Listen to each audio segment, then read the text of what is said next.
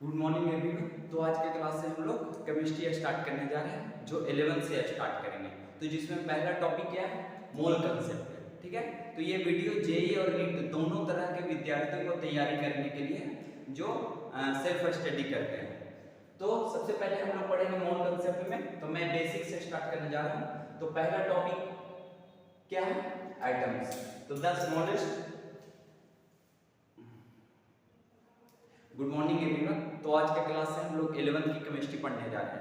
ठीक है, तो जिसमें हम लोग पहला चैप्टर पढ़ेंगे मोल कंसेप्ट। Good morning everyone. तो आज के क्लास से हम लोग 11th की केमिस्ट्री पढ़ने जा रहे हैं, जो स्टार्ट होगा फर्स्ट चैप्टर से। ठीक है, तो ये वीडियो उन सारे विद्यार्थियों के लिए है जो जेई और नीट की तैयारी करते हैं। तो सबसे पहले मोल कंसेप्ट में पढ़ेंगे एटम्स। तो the smallest particle of matter which participate in chemical reaction and does not loses its identity। ठीक है, तो ये स्मॉलेस्ट पार्टिकल ऑफ मैटर है जो केमिकल रिएक्शन में पार्टिसिपेट करता है और अपना आइडेंटिटी लूज नहीं करता। जैसे N2 + H2 क्या मिला के बना है, तो NH3 है। तो यहाँ देख रहे हैं कि इधर नाइट्रोजन है, तो इधर भी तो नाइट्रोजन ही, ऐसा नहीं हुआ नाइट्रोजन का क्या हो गया, सल्फर बन गया। इधर हाइड्रोजन में तो देख रहे हैं इधर भी क्या है, हाइड्रोजन है। ठीक है, तो अपना आइडेंटिटी लूज नहीं किया। फिर दूसरा पॉइंट है, atoms have no independent existence. तो एटम्स का अपना इंडिपेंडेंट एग्जिस्टेंस नहीं रहता है। ठीक है, कैसे, जैसे हम लोग H फॉर्म में नहीं जानते हैं कि हाइड्रोजन को H लिखते हैं। ठीक है, तो ये तो इसका सिंबल है H, लेकिन जब भी हाइड्रोजन रहेगा वो H2 फॉर्म में रहेगा। ठीक है, जैसे ऑक्सीजन है वो O2 फॉर्म में, O, ठीक है, HH, ऐसा नहीं रहेगा, वो अकेले रहेगा। तो ये atoms have no independent existence, इसका मीनिंग ये हुआ। ठीक है, आप देख लीजिए।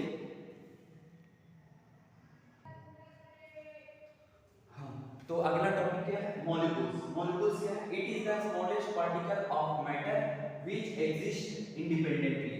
तो हम लोग एटम्स में देखे हैं कि इंडिपेंडेंट रूप से एग्जिस्ट नहीं करता, लेकिन मॉलिक्यूल में क्या हो रहा है, इंडिपेंडेंट रूप से एग्जिस्ट कर रहा है। जैसे H2O हो गया, NH3 हो गया, CaCO3 हो गया, तो ये सब क्या अकेले अकेले। अगर एटम में देखते थे H नहीं एग्जिस्ट करता था, H2 एग्जिस्ट करता था, O नहीं एग्जिस्ट करता था, O2 एग्जिस्ट करता था। ठीक है, तो उसी तरह लेकिन मॉलिक्यूल्स में इंडिपेंडेंट रूप से एग्जिस्ट करता है, लेकिन एटम्स में इंडिपेंडेंट रूप से एग्जिस्ट नहीं करता है। फिर अगला टॉपिक है एटॉमिक मास यूनिट, इसका शॉर्ट में बोलते हैं AMU। ठीक है, एटॉमिक मास यूनिट। तो 1 AMU का वैल्यू क्या होता है, 1/12 into mass of 1 C12 atom, mass of 1 C12 atom, मतलब कार्बन के मास का 1/12 टाइम्स। ठीक है, तो 1 AMU का जो वैल्यू होता है, 1 AMU का वैल्यू होता है 1.66 into 10⁻⁻24 ग्राम होता है। ठीक है, तो 1 AMU एक्चुअली में क्या होता है, मास ऑफ 1 कार्बन एटम का 1/12 टाइम्स, 12 से डिवाइड दे दिए तो 1 AMU का वैल्यू आएगा। 1 AMU का वैल्यू अगर ग्राम में अगर मेजर करना चाहते हैं तो 1.66 into 10⁻⁻24 ग्राम होता है। ठीक है, तो अगर इसको वैल्यू लिखना चाहते हैं 1 AMU को, तो इसको 1/6.022 into 10⁻23, ठीक है, इतना ग्राम हो गया। तो इसको आप नोट कर सकते हैं। ठीक है, तो 1 AMU का वैल्यू क्या हो गया, 1.66 into 10⁻⁻24 ग्राम। अगर इसको लिखना चाहते हैं तो 1 AMU equal to 1/6.022 into 10⁻23 ग्राम। तो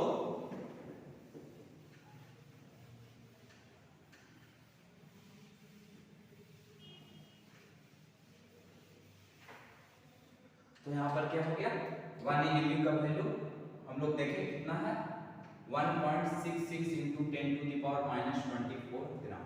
ठीक है, ये किसके इक्वल और होगा, 1/6.022 into 10⁻23 ग्राम। अच्छा, ये क्या होता है, 1 Na मतलब एवोगाड्रो नंबर। तो 1 Na का वैल्यू ही होता है 6.022 into 10⁻23। ठीक है, एक ये वैल्यू है 1 Na। ठीक है, तो इसको क्या कर देंगे, 1/Na ग्राम। ठीक है, तो 1 AMU का फॉर्मूला ये हो गया, आप इसको नोट कर लीजिए। ठीक है, तो हमने देखा मास ऑफ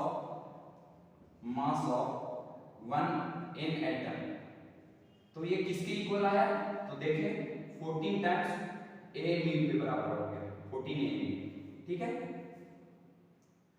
तो mass of one oxygen atom, तो ये कितने ए म्यू के बराबर होगा?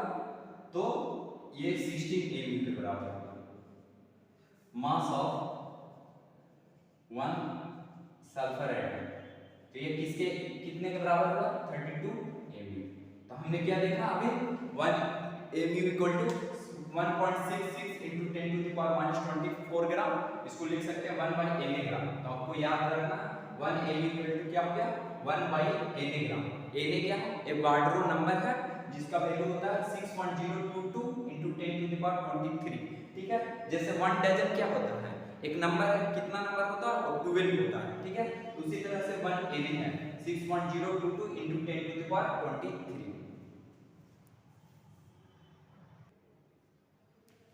तो अगला क्या पढ़ना है हमें? मोल।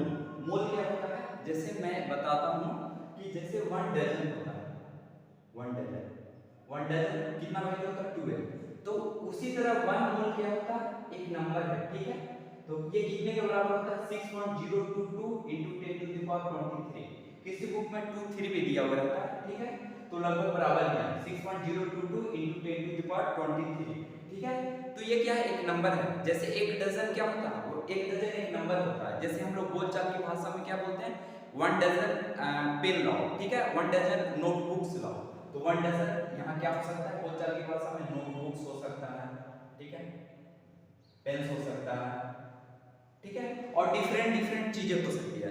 लेकिन केमिस्ट्री में क्या करना है? हम लोग 1 मोल को नंबर है, तो केमिस्ट्री में क्या क्या हो सकता है? केमिस्ट्री में हमारा क्या हो सकता है? तो हम लोग क्या बोल सकते हैं? आइटम्स हो सकता है, ठीक है, मॉलिक्यूल्स हो सकता है, आयंस हो सकता है, ठीक है। तो जैसे 1 डजन एक वैल्यू होता है 12 के बराबर होता है, उसी तरह 1 मोल भी एक वैल्यू होता है 6.022 into 10 to the power 23। जैसे 1 डजन नोटबुक्स लो, हम बोले 1 मोल नोटबुक्स लो, तो सोचो कितना नोटबुक्स लाना पड़ेगा। तो सिंपल वैल्यू है, ठीक है। चलिए अगला है मोलर मास। मोलर मास क्या होता है? Mass of 1 mole of substances in gram, ठीक है। जैसे हम बोले जैसे हमें 1 पेन का कॉस्ट हमें कितना है? 10 रुपया। तो 1 डजन पेन का कॉस्ट कितना होगा? तो आप बोलेंगे 120 रुपया, 120 रुपीस। कैसे? क्योंकि 1 डजन में कितना होगा? 12 पेन्स। तो 1 पेन 10 है, तो 1 पेन का कॉस्ट कितना है? 1 पेन का कॉस्ट कितना? 10 रुपीस। तो 1 डजन पेन का कॉस्ट कितना हो जाएगा? 10 into 12 120, ठीक है, 120 रुपये, ठीक है। तो उसी तरह से मोलर मास क्या है? Mass of 1 mole of substance in gram है। ये क्या है? मोलर मास है। तो कैसे निकालेंगे? जैसे हम निकालना है कि मास ऑफ, जैसे हम बोलते हैं कि मास ऑफ 1 ऑक्सीजन एटम किसके बराबर आया था? वो एटम किसके बराबर आया था? हमने देखा था 16 एमयू के बराबर होता है, ये होता है, ठीक है। लेकिन हमको निकालना 1 मोल सबस्टेंस का मास निकालना है, तो 1 मोल ऑक्सीजन एटम का मास निकालना है, ठीक है। तो इसलिए मास ऑफ 1 मोल ऑक्सीजन एटम, ठीक है। जैसे 1 पेन का कॉस्ट 10 रुपीस था, तो 1 डजन पेन का कॉस्ट कितना होगा? 10 into 12 120 रुपया होगा, ठीक है। तो आपने क्या किया?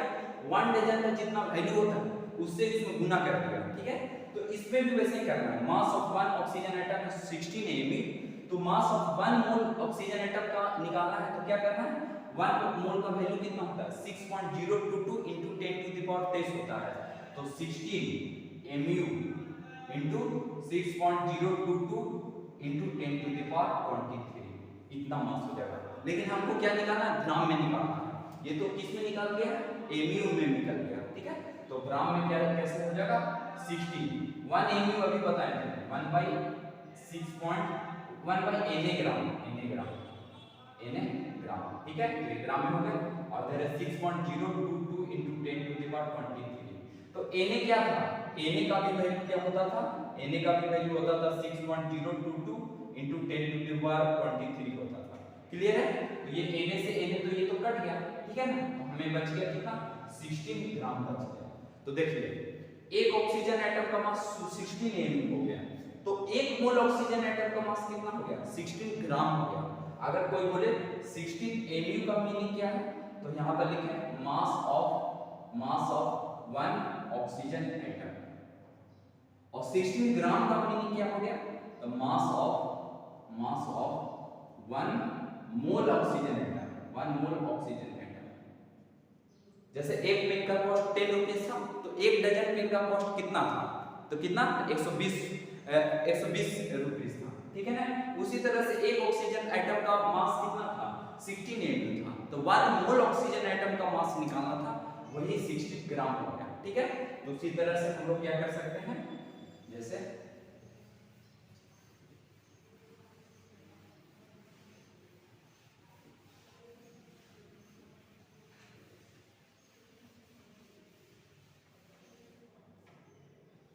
ठीक है, तो हमारा क्या आ गया, पहले तो देखें हम लोग 1 मोल का वैल्यू क्या बोले, 1 मोल का वैल्यू Na के बराबर होता है, कितना होता है 6.022 into 10 to the power 23, ठीक है।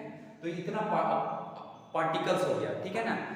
अगर केमिस्ट्री पढ़ रहे हैं तो हम लोग एटम्स बोल सकते हैं, मॉलिक्यूल्स बोल सकते हैं, आयंस बोल सकते हैं, ठीक है, केमिस्ट्री में, ठीक है। एक चीज पढ़े 1/1 Mu का वैल्यू पढ़े, ठीक है,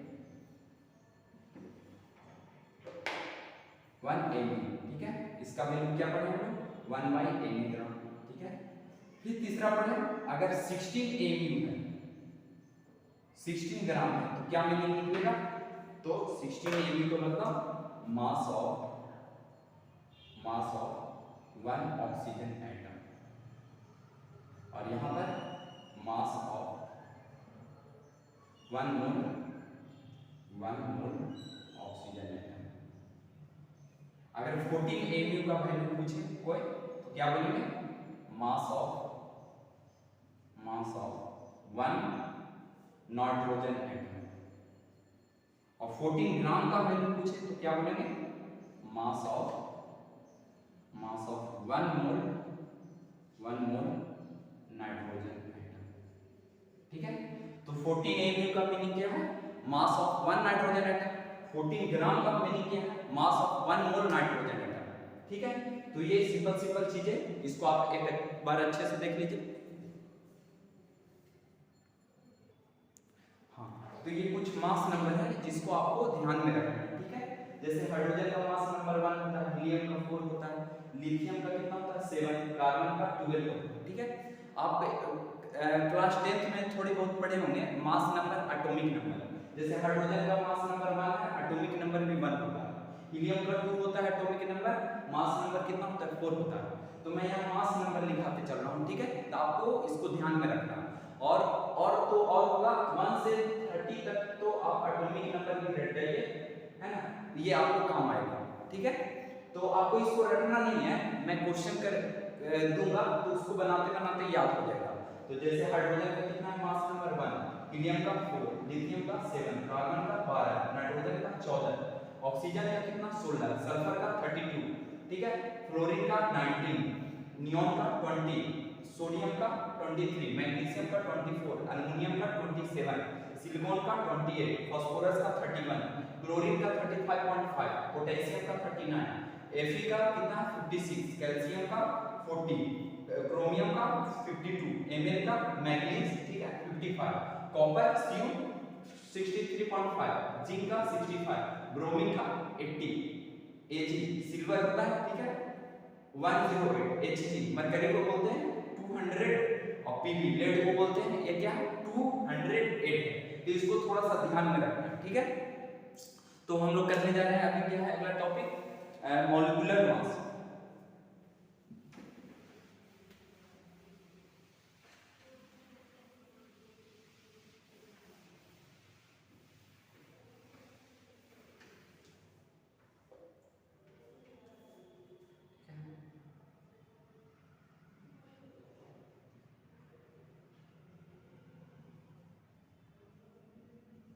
मॉलिक्यूलर मास का डेफिनेशन क्या है, तो इसका डेफिनेशन है सम ऑफ एटॉमिक मासेस, ठीक है, atomic masses of all the elements present in a molecule, ठीक है। जैसे मैंने लिखा H2O, ठीक है, तो इसका मॉलिक्यूलर मास क्या होगा, तो क्या करना है, सारे का मास नंबर को क्या करना है, ऐड कर दीजिए। हाइड्रोजन का कितना होता है मास नंबर, हमने देखा 1 होता है, 1 हाइड्रोजन का, हाइड्रोजन कितने हैं 2, तो 1 × 2 हो गया, ठीक है। फिर प्लस कितना करना है, ऑक्सीजन का मास नंबर अभी क्या देखा, हाइड्रोजन का भी देखा 1, ऑक्सीजन का 16 है, ठीक है। तो फिर ऑक्सीजन का 16, ऑक्सीजन कितने हैं 1, क्लियर है। तो कितना हो गया 2 + 16 18, ठीक है। आप सोच रहे हैं 18 mu लिखें या ग्राम लिखें, अगर 18 mu लिख दिया तो क्या हो जाएगा आपका, 18 mu लिख दिया तो 1 H2O का मास, ठीक है ना, 1 1, ठीक है, और 18 ग्राम लिख दिया तो 1 मोल, ठीक है, 1 मोल, ठीक है, 1 मोल H2O का मास हो जाएगा 18 ग्राम का।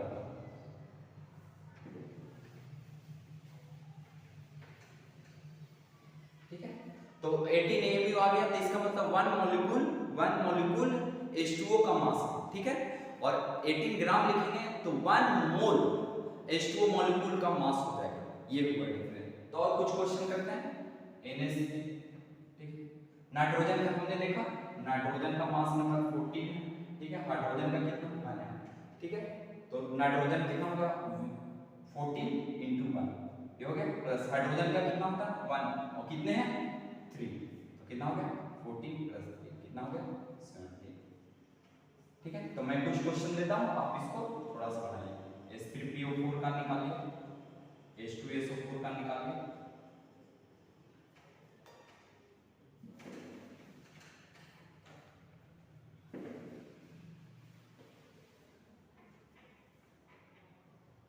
CaSO4 का निकालिए, और आप लोग कर सकते हैं शुगर का, है ना, फॉर्मूला क्या होता है शुगर का, C2H22OL1। फिर ग्लूकोज का निकालिए, ग्लूकोज का क्या होता है C6H12O6, ठीक है, इसको आप करिए, ठीक है, वीडियो पॉज करके आप कर सकते हैं। हाँ, तो इसका निकालते हैं, हाइड्रोजन का कितना होता है 1 होता है, कितने हाइड्रोजन 3, तो 3 से मल्टीप्लाई करें, फिर प्लस फास्फोरस का 31 होता है, कितने फास्फोरस 1, ये हो गया, ऑक्सीजन का 16 होता है, कितने ऑक्सीजन 4, ये लिख दिया, तो ये कितना हो गया 3 + 31 + 64, ऐड करेंगे, ये आंसर आ जाएगा। यहां देखिए हाइड्रोजन का 1 होता है, कितने हाइड्रोजन है 2, प्लस सल्फर का 16 होता है, कितने सल्फर है 1, ठीक है, ऑक्सीजन का कितना होता है, सल्फर का 32 होता है, ये गलत हो गया आपका, 32 होता है, ठीक है, कितने सल्फर है 1, फिर ऑक्सीजन का 16 होता है, कितने ऑक्सीजन है 4, तो ये कितना हो गया इसका 2 + 32 + 64, ये आप ऐड कर लीजिए, ठीक है। यहां पर देखिए कैल्शियम का कितना होता है 40, आपने तो मैं कॉपी में आप लिखे होंगे इसके पहले, वो एक बार देख लीजिए, 14 × 1, सल्फर का कितना 32 × 1, ऑक्सीजन का 16 × कितना 4, तो कितना हो जाएगा 40 + 32 + 64, आप इसको ऐड कर लीजिए, ठीक है। यहां पर देखते हैं शुगर का, ठीक है, तो कार्बन का कितना होता है, कार्बन का होता है 12, और कितने कार्बन है 12, ये हो गया, फिर ऑक्सीजन हाइड्रोजन का होता है 1, कितने 22, फिर 16 × कितना 11, ठीक है। मैं एक बार देख लेता हूं दिख रहा है कि नहीं आप लोग को, हाँ ठीक है। चलिए ग्लूकोज का देखिए, कार्बन का 12 कितने हैं 6, फिर हाइड्रोजन का 1 कितने हैं 12, फिर ऑक्सीजन का 16 कितने हैं 6, आप इसको ऐड कर लीजिए 70 12 96, ये ऐड कर लीजिए, क्लियर। तो कुछ और क्वेश्चन कर देता हूं,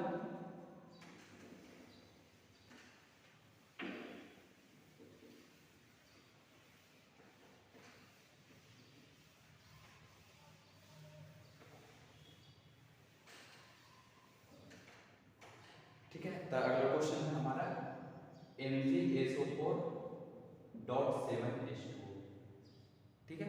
तो इसका करना है, तो Mg का कितना होता है 24 होता है, ठीक है। और कितने Mg, तो हमारे पास Mg तो 1 ही है, हमारे पास Mg कितने हैं 1, तो Mg हो गया हमारा 24 × 1, सल्फर का 32 × 1, फिर ऑक्सीजन का कितना 16 × कितना 4। अब कई लोग समझ रहे होंगे ये डॉट है, तो मैथ में डॉट का मतलब क्या होता है मल्टीप्लिकेशन होगा, तो यहाँ ये नहीं समझिएगा, केमिस्ट्री की भाषा में ये दूसरी चीज है, लेकिन मैथ की भाषा में मल्टीप्लाई भले ही हो, यहाँ मल्टीप्लाई नहीं करना। हमारा एम क्या है, जितने भी सारे एलिमेंट्स हैं सारे का हमें मास नंबर क्या करना है ऐड कर देना है, जितने लोग हैं। तो Mg 24 × 1 है, ठीक है, एक Mg था तो 1 से मल्टीप्लाई किया, फिर ऐड करना है, जितने डिफरेंट आए सबको क्या करते चलिए ऐड किया। हाइड्रोजन यहाँ कितना आ गया 7 × 2 कितना हो गया 14, हाइड्रोजन का 1 होता है × 14। फिर ऑक्सीजन का कितना होता है 16, कितने ऑक्सीजन है 7, तो 7 × कितना हो जाएगा 16, ऐसे कर लीजिए, ठीक है। तो यहाँ पर 20 हो गया, 32 हो गया, 64 हो गया, फिर 40 हो गया, और फिर 1 हो गया, सबको कितना ऐड कर लीजिए, ठीक है। और इसको एक और तरीका से ऐसे कर सकते हैं MgSO4.7H2O, ठीक है। तो Mg को 24 × 1 प्लस सल्फर का 32 × 1, ऑक्सीजन को 16 × कितना 4, अब प्लस, अब क्या करना है वाटर का भी अभी निकाला है, वाटर का कितना होता 18 होता, 18 होता, हाइड्रोजन का 1 × 2 प्लस 16, तो 7 है, तो 7 × कितना हो जाएगा 18, ये हो जाएगा। फिर इसको कर लीजिए, सेम आंसर आएगा, दोनों से देखिएगा ऐड करके क्या आएगा हमारा सेम आंसर आ जाएगा, ठीक है। तो थैंक यू वेरी मच, आज की वीडियो में इतना ही, ठीक है। अगला टॉपिक नेक्स्ट क्लास में पढ़ेंगे वीडियो 2 में।